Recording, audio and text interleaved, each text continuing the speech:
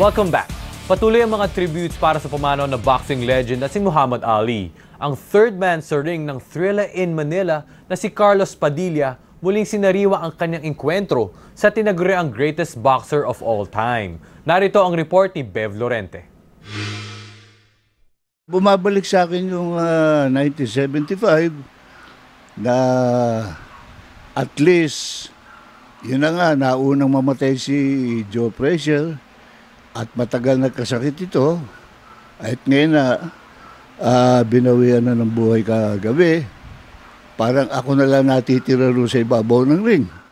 Muling sinariwa ni Carlos Sunny Padilla ang kanyang papel sa Thrilla in Manila nang mag-referee siya sa makasaysayang boxing match ni Joe Frazier at Muhammad Ali.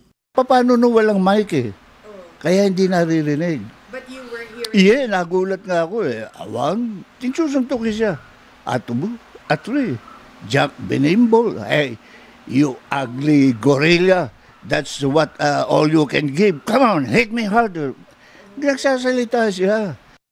Sabi ni Padilla, hindi niya malilimutan kung paano niya inaawat ang dalawang boksingero lalo na si Ali sa labang ginanap noong September 30, 1975. Ang alaala ko kay Ali, sa loob ng 14 rounds, hinahawakan ko yan, tinutulak ko yan. Pero si Frazier, doon ako nahirapan. Bakit? Paano puro pasugod yan eh? Hindi umaatras yan eh. Near death ang tawag ni Ali sa Thrilla in Manila at sinang-ayunan ito ni Padilla dahil sa tindi ng naging bakbakan sa pagitan ni Frazier at Ali.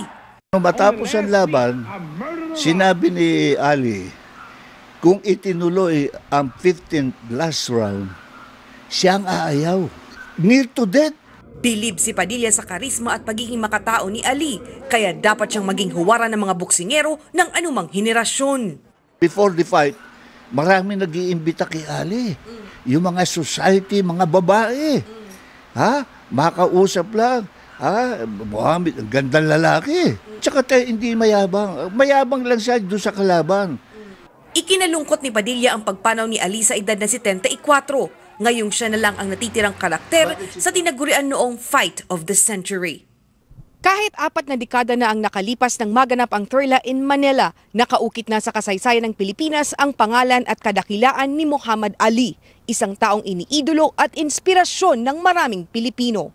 Bev Lorente, ABS-CBN News, Las Vegas. For more sports updates, keep watching The Score and don't forget to subscribe.